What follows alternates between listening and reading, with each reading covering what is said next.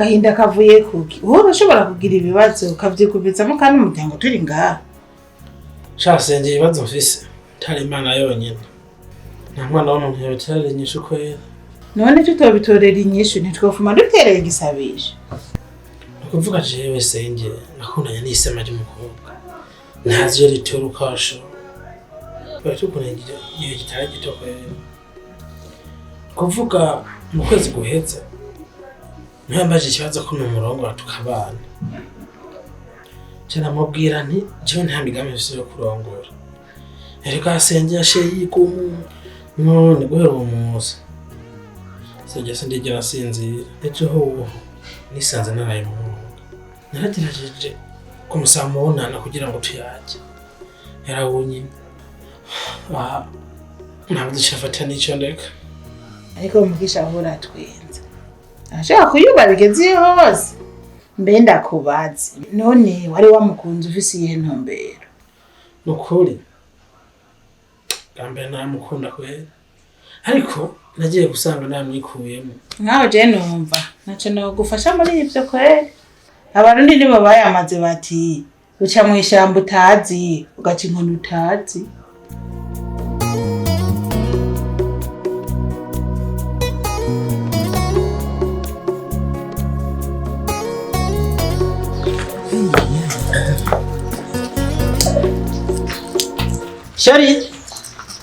Sheri.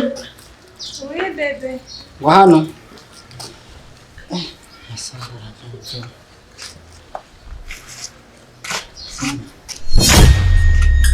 Sheri wanje nkunda cyane. Uraza aho twavuye kure cyane. Yego cyane ndahazishe. Ubu ngiye mu mahanga kure cyane. Aho umwana arira nyina ntiyumve. Ndashobora kuzoteba bivuye n'amakomande mfise kandi bisaba ko nzotegeza kuzanzanya. Icyo ngusaba mukunzi wanje. Uze witware runtu. Ntuzume nibanga. Muntu uko ntari hafi yawe. Hajya nta kibera musi yizuba ngo kigire kibibanga. Ni wakora ikosa witwaje uko ntari hafi yawe. Ndazi nzobimenya. Sheri, oya sinokora ikosa kuko ndagukunda kandi cyane. Sheri, sanza nishagoshi ngende amasaha aranjanye indege ntiyava insika.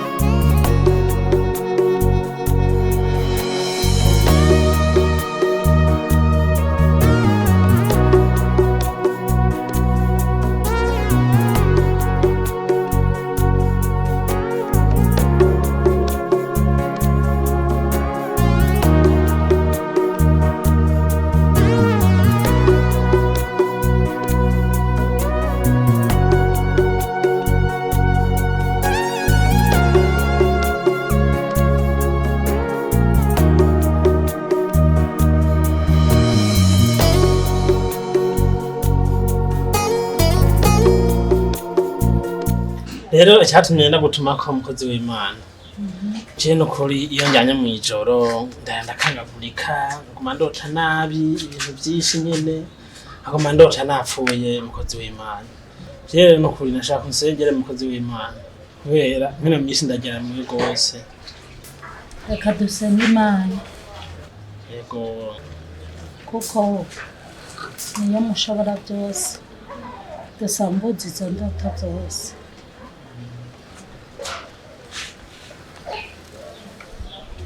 Data mwiza turagushimiye cyane uyu musore niwe wamuremye kandi niwe wamuhaye ubuzima ibyo tumubarota byose urabizi none data mwiza utugirire ubuntu umukize kandi umuhindurire ubuzima nimba ari amashetani yamuteye uyirukane mu izina ry'umwana wawe Yesu Kristo amen.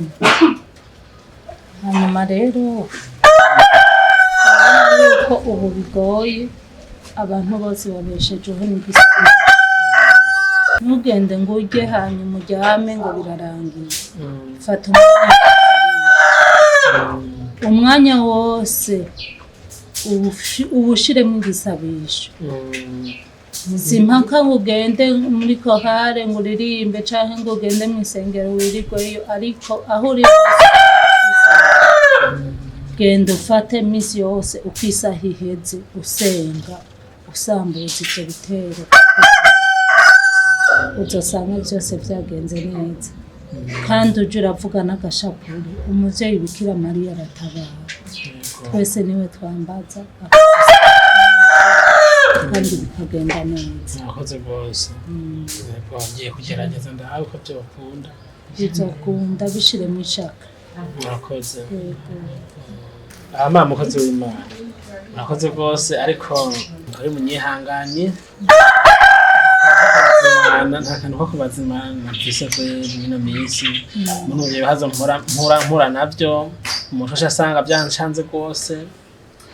Ubuzima nawe murabona ko bugoye muri ihangana.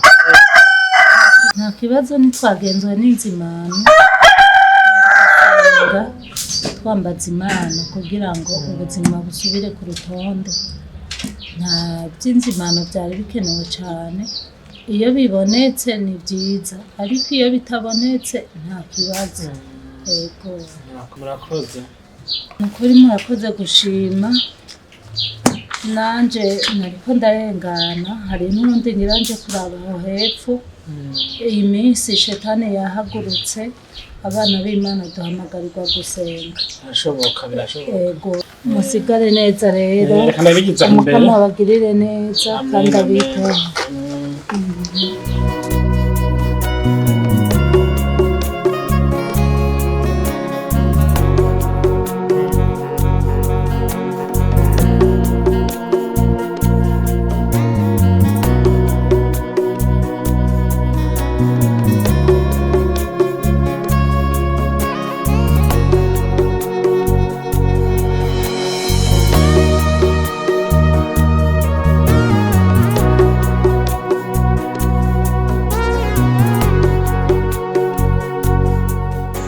Neshinga hasi muhira ndaguhamagara.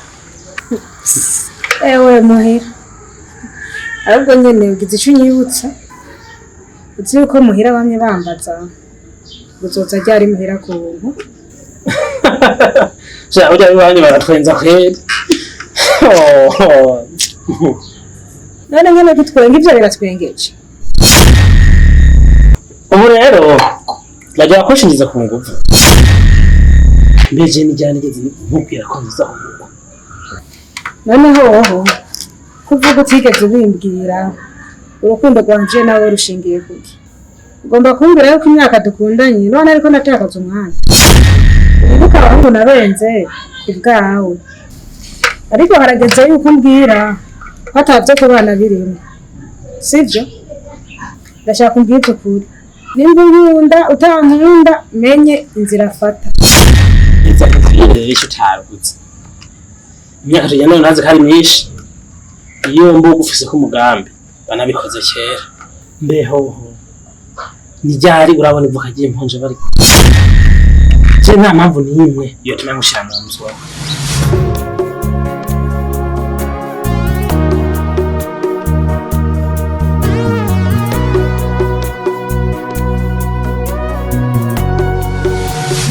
Nyine kumbwira ishyira wawe umugisha. Inde? Ishyira wawe umugisha. Mugisha? Yego. Ahuye n'umwaka w'aya masaha ko urushaka kiki wewe? Ishyira nyine kumbwira. Kandi gaho utagirira n'isoni ngo sheri wawe jewe. Umva sheri ndagukeneye cyo tukana kandi birihutirwa. Burya mugisha wongera ntandira ugira wewe. Wewe uragibagiye neza uribagiye ibyo wankoreye. Bakubwire. Ndakwiyamye. Ntuzongere n'undi munsi kunyiyumvirako.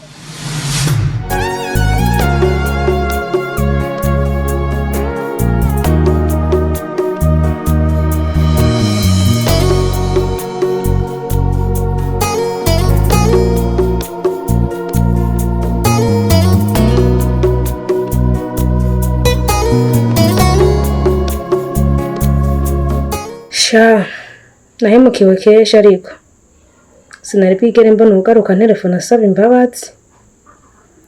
Ariko ko baca umugani mu Kirundi ngo uguheneye ntumuhenereye kwita ikiburanyo no mwihoza naho nobiki. Ariko uwundi mugani ijambo ry'Imana rivuga ngo udaharira nawe ntaharirwa. Ubwo no muharira nkamugirira imbabazi haraba ico upfa ngo mu nyuma hari ico noba.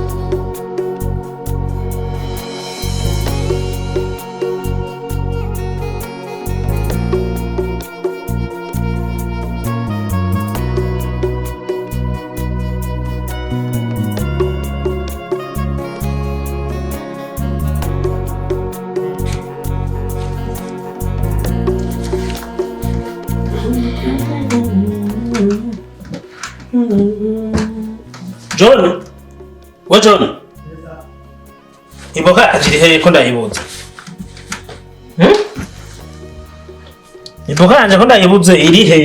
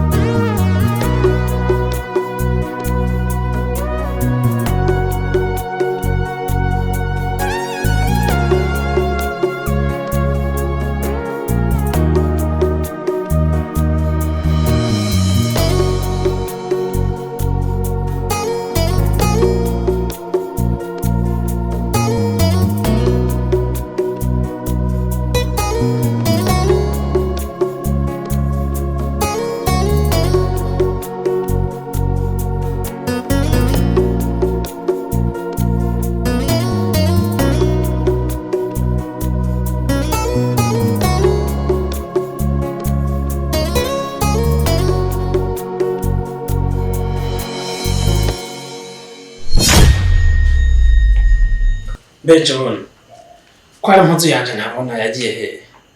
Ariko mugisha urarikurenza. Nyamusigara umusazi nunakwije. Mbeho ni mpuzu yabaki. Impuzu yanje muzitura imwe yarimwe n'utwe tubara twera ndayibuze. Yewe nyamba wayisize yo waraye ujya munsi. Cyuca kwirondera muhira. Yakunyisha uko sha. Nuko mu mpora yeje tazi John. Kaje usike wiboneye ikiza bibaza ngo warengerana. Niwe urarengerana.